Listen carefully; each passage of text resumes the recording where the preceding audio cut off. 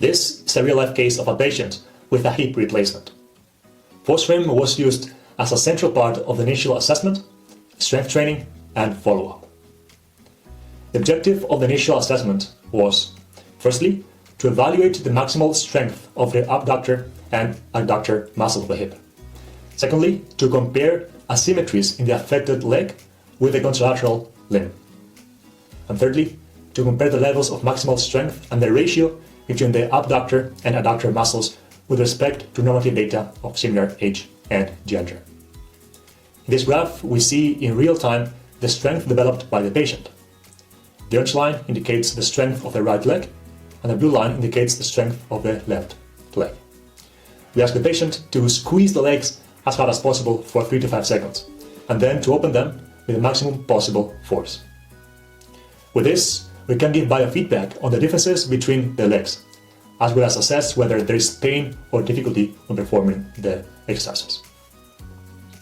Once the test is finished, we will obtain a report immediately, where we can analyze the results obtained together with the patient. In this case, we can see that not only is there a clear deficit in the affected leg, but there are also significant differences between abduction and adduction strength. Another important fact is that even in the healthy leg, the strength levels are below normal strength levels in similar sex and age groups.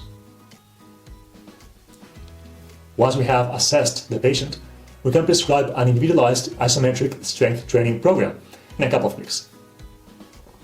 We simply choose the type of movement, the strength levels we want to work at, the rest periods, and the number of repetitions. With this, the patient can start working on his strength with biofeedback in real time, both in a guided and autonomous way.